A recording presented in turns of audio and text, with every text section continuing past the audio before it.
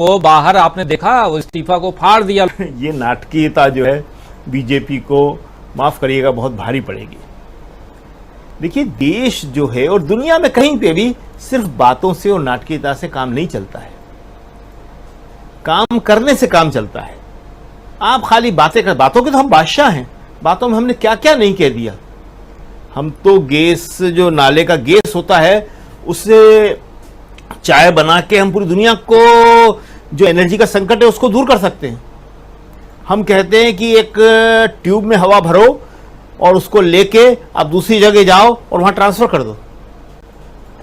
तो ये सारी बातें जो हैं, बातें करने में बड़ी मजाक लगती है, कुछ लोगों को बड़ी अच्छी लगती है, जिन्हें आजकल हम भक्त कहते हैं, और एक बड़ा मजाक सा बन गया है कि देखिए, देश की जो सामूहिक समझ है, जिसे हम मेघा कहते हैं, इंटेलिजेंस कहते हैं, वो नीचे की तरफ जा रही है। ये सब बातें बड़ी वैसी हो जाती है, लेकिन कहना पड़ रही है कि नेहरू ने इन चीज़ों को ऊपर उठाया था। आज ये नेहरू को इतनी गालियां देते हैं, क्यों देते हैं? इसलिए देते हैं कि नेहरू देश की जनता को उन्नत कर रहा था, अपग्रेड कर रहा था, और ये इसको नहीं चाहते हैं। ये चाहते हैं, इन्होंने साफ साफ कहा कि आईआईटी की जरूरत नहीं है, हमें आईटीआई चाहिए। बड़े बड़े इंजीनियर जो पढ़े हुए आईआईटी से आज पूरी दुनिया में भारत का नाम कर रहे हैं। भारत का नाम सबसे पहले तो उन्हीं लोगों ने किया, डॉक्टरों ने और इंजीनियरों ने। उसके बाद इकोनॉमिक के क्षेत्र के लोग गए जो आईआईएम करके गए हुए थे। ये जो गुजराती एनआरआई है तो बहुत बाद में गया है, इसने क्या किया वहां पे? इससे थोड़ी देश का नाम पैदा हो गया है, और डॉक्टर से, इंजीनियर से हुआ। तो इन्होंने कहा हमें वो नहीं चाहिए, हमें तो छोटे छोटे मैकेनिक चाहिए जो अरब कंट्रीज में जाएं, गल्फ कंट्रीज में जाएं और वहां पे रोजगार करें, प्लम्बर, इलेक्ट्रीशियन। देखिए, देश का नाम जो होता है वो होता है इंटेलेक्चुअल से, पढ़े लिखे लोगों से, जिन्हें हम कहते हैं प्रोफेशनल। वो प्रोफेशनल लोग नेहरू ने पैदा किए थे। और आज की स्थिति ये है कि दुनिया में भारत की जो इज्जत है वो बढ़ने के बदले लगातार कम होती जा रही है। यूरोपियन यूनियन का जो प्रस्ताव है, कोई मामूली बात है ये? कोई कैसे हमारे मणिपुर के मामले में हस्तक्षेप कर देगा? कैसे अमेरिका का राजदूत कह देगा? वो इसलिए कहते हैं कि हम तो बोल ही नहीं रहे। दुनिया भर में ये सवाल पैदा होने लगा है कि भारत में आखिर ये हो क्यों रहा है। जो ह्यूमन वैल्यूज हैं, जो मानवीय मूल्य हैं, आधुनिक मूल्य, जिसे हम डेमोक्रेसी कहते हैं, जिन्हें हम मानवाधिकार कहते हैं, जिन्हें हम लोकतंत्र कहते हैं, ये सब आधुनिक मूल्य है ना। तो ये सारे के सारे अभी तो पूरी दुनिया में फैले भी नहीं हैं।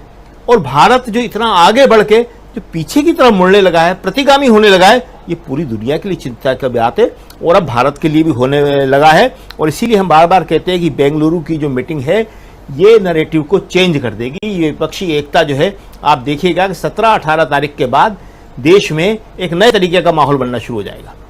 17-18 तारीख के बाद, ज्यादा दिन नहीं, आज 14 तारीख बीत रही है, 15-16, उसके बाद 17 और 18, 2 दिन बेंगलुरु में बैठक होनी है विपक्षी एकता के लिए। और उस बैठक के बाद नैरेटिव चेंज होने की संभावना, उम्मीद जता रहे हैं शकील अख्तर जी, और बहुत सारी बातें बता रहे थे। राहुल गांधी ने आज अपने घर पर लंच पार्टी की उन किसानों के साथ जिन किसानों के साथ वो धान की रोपाई करके आए थे। तो कह रहे थे कि धान तो बो दिया, अब आगे लो काटो।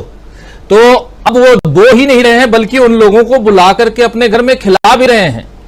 परेशानी में कौन पड़ने वाला है ये आप सब समझ सकते हैं। इसी हरियाणा में आज जेजेपी और बीजेपी के बीच जबरदस्त युद्ध चल रहा है। युद्ध इसलिए कह रहा हूं, सियासत में ये युद्ध ज्यादा उस समय दिखाई देता है जिस समय चुनाव का वक्त होता है। और अब धीरे धीरे पहले लोकसभा, उसके बाद विधानसभा का चुनाव अगले साल होगा, और खट्टर साहब की कुर्सी बहुत हिलती हुई दिखाई दे रही है। तो बहुत कुछ आने वाले समय में आप देखने वाले हैं। और उसी हरियाणा के एक गांव में, मदीना गांव में पहुंचे थे राहुल गांधी, जहां उन्होंने धान की रोपाई की थी। तो वहां से शुरुआत होती, यानी भारत जोड़ो यात्रा चालू आहे, ये जो मराठी में कहते हैं, तो वो चालू है भारत जोड़ो यात्रा राहुल गांधी की। चलिए, आना चाहता हूं अमलेंदु उपाध्याय जी आपके पास। कैसे देखते हैं आप ये मुश्किल, कैसे निकलें?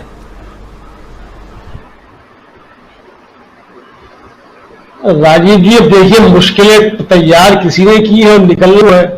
तो हम लोग तो ना मुश्किलें पैदा करने वालों में हैं और ना हम लोग जो है उनको बचाने वालों में हैं। तो अब जिसके लिए मुश्किल तैयार हुई है वो सोचिए उसको कैसे निकलना है।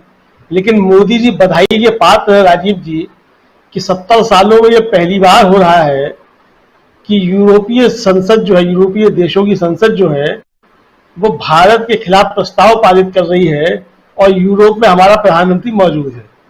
तो प्रधानमंत्री इसके लिए बधाई के पात्र, डंका बज रहा है सारी दुनिया में हमारे प्रधानमंत्री का, तो एक बधाई तो उनके लिए बनती है। अब वो लामोंडे क्या लिख रहा है उसको तो छोड़ दीजिए, लामोंडे क्या लिख रहा है वो तो अखबार है, कुछ भी लिख सकता है। लेकिन अगर यूरोपीय संसद जो है वो भारत के खिलाफ प्रस्ताव पारित कर रही है और ऐसे समय प्रस्ताव पारित कर रही है जब प्रधानमंत्री वहां मौजूद है, तो ऐसा तो 70 सालों में कभी नहीं हुआ।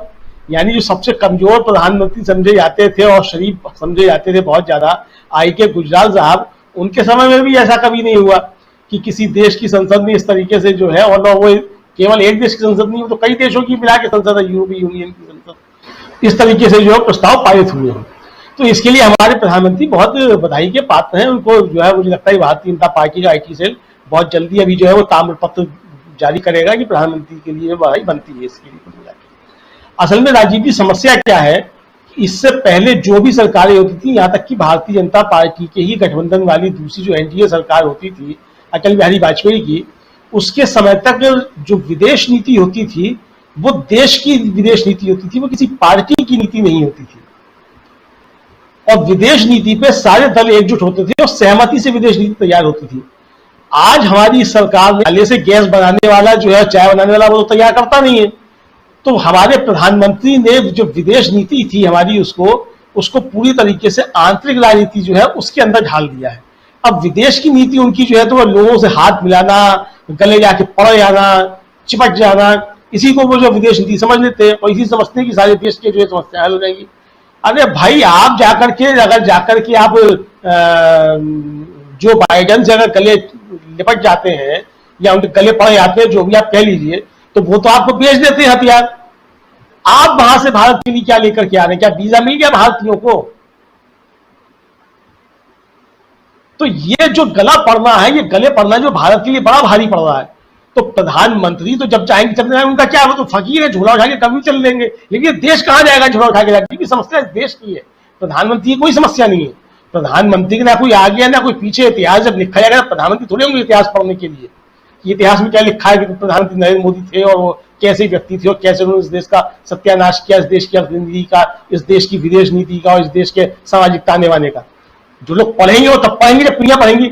फिलहाल तो जो प्रधानमंत्री जो कर रहे हैं तो वो तो जब चाहेंगे तब चुनाव उठा के चल देंगे। इस देश को सोचना है इस देश का क्या होगा। तो प्रधानमंत्री की चिंता नहीं है वो कैसे निकलेंगे। समस्या ये है कि जो देश संकट में फंस गया है ये कैसे निकलेगा। तो मुझे लगता है कि इस देश को इस संकट से निकालने के लिए ही जो है वो 17-18 जुलाई को बेंगलुरु में बैठक हो रही है कि देश को इस संकट से निकाला जाए, जिस संकट में प्रधानमंत्री नरेंद्र मोदी भारतीय जनता पार्टी ने डाल दिया है और भवन में डाल दिया है। मतलब संकट ऐसा नहीं है, बहुत भवन वाला संकट है। यानी हर तरफ से जो है, मतलब हमारे जो पड़ोसी देश होते थे या जो हमारे मित्र देश होते थे वो भी जो है हमको दुश्मनों की श्रेणी में अब रखने लगे हैं। यानी भूटान जैसा देश भी अगर हमारे खिलाफ बोलने लगे, नेपाल भी हमारे खिलाफ बोलने लगे और प्रचंड का बयान जो वायरल होने लगे कि नेपाल का प्रधानमंत्री जो भारत बनाता है, तो आप समझ सकते हैं कि 70 सालों की विदेश नीति का कैसा कमाल किया गया है। तो ये जो चीजें है वो तो विदेश नीति का मसला है, लेकिन जो भारत की अंदरूनी राजनीति है उसमें भी मुझे लगता है कि जिस तरीके से भारतीय जनता पार्टी ने संकट खड़े किए तो बंगलौर से उस संकट से निकलने का एक रास्ता जो है निकालने की कोशिश की जाएगी। अब वो कितना सफल होते हैं नहीं होते वो अलग का मसला है, लेकिन इस पर कोशिशें शुरू हो गई और प्लान जो है, लाइन ऑफ एक्शन जो वो तैयार होना शुरू हो गया है कि जो प्रधानमंत्री नरेंद्र मोदी भारतीय जनता पार्टी ने देश को संकट में डाला है उससे इस देश को निकालना, सही रास्ते पर लेकर के जाना है। और जो देश इन पिछले 9 सालों में 70 साल पीछे पहुंच गया है उसको किस तरीके से आगे लेकर के जाना है, जिस प्रगति के राह पे देश बढ़ रहा था, इस पर जो है विचार करना शुरू हो गया। तो मुझे लगता है कि आने वाले समय में इसके बहुत से परिणाम देखने को मिलेंगे। अंदरूनी राजनीति में भी बहुत कुछ हमको देखने को मिलेगा, कुछ चीजें बदलती हुई दिखाई देंगी। और जैसा कि शकील साहब ने कहा कि 17-18 के बाद जो है वो देश की राजनीति कुछ बदली हुई दिखाई देगी। मुझे भी लगता है कि निश्चित तौर पर 17-18 जुलाई के बाद इस देश की राजनीति काफी कुछ बदली दिखाई देगी। और खासतौर से वो विपक्षी दल जो अभी तक गंभीरता को समझ नहीं रहे थे और सिर्फ इसमें लगे हुए थे कि किस तरीके से ज्यादा हिस्सा जो है वो इस गठबंधन में आकर के हड़प लिया जाए और आगे बढ़ने की कोशिश की जाए। तो भाई ये देश बचेगा और डेमोक्रेसी बचेगी तो आप भी बचेंगे और आपका हिस्सा भी बचेगा। और अगर ये देश और डेमोक्रेसी नहीं बचेगी तो ना आपका हिस्सा बचेगा और ना आप बचेंगे। तो इसलिए आज पहली आवश्यकता जो है मुझे लगता है कि उस देश को, इस डेमोक्रेसी को बचाने की है, जिसके सामने भारतीय जनता पार्टी और प्रधानमंत्री ने गंभीर संकट खड़े कर दिए हैं। और सारी दुनिया में जो इस तरह की चर्चाएं हो रही हैं कि भारत के लोकतंत्र में किस तरीके से संकट गहरा रहे हैं, तो इससे निकलने का रास्ता जो मुझे लगता है वो विपक्षी दल ईमानदारी के साथ जो है वो 17-18 जुलाई को राजीव जी बेंगलुरु में करेंगे। जी, 17-18 जुलाई यानी आज से 4 दिन बाद जो मीटिंग होनी है उससे उम्मीदें बहुत टिकी हुई। आपको भी लगता है क्या प्रोफेसर अखिल स्वामी जी कि उसके बाद परिस्थितियां बहुत दूसरे ढंग से बदलती हुई दिखाई देंगी और यहां विपक्षी दल बहुत मजबूती के साथ आगे बढ़ते हुए दिखाई देंगे और प्रधानमंत्री नरेंद्र मोदी और उनका कुनबा या उनकी पार्टी जो है वो और भी ज्यादा मुश्किल में दिखाई देगी? क्या कुछ आप देख रहे हैं? 17-18 पर उम्मीदें बहुत। देखिए राजीव जी, पहले तो मैं ये कहना चाहता हूं, शायद देश ने गलत सुन लिया। प्रधानमंत्री मोदी जी ने पेरिस नहीं कहा था, वेनिस कहा था। तो वेनिस उन्होंने वादा किया था, वेनिस उन्होंने बना दिया। दूसरी बात यह है, देखिए हिंदुत्व की जहां बात करते हैं कि हिंदुत्व पे काम नहीं हो रहा है, आप सोचिए जो रावण था वो भी हिंदू था, कंस जो था वो भी हिंदू था, दुर्योधन भी हिंदू था।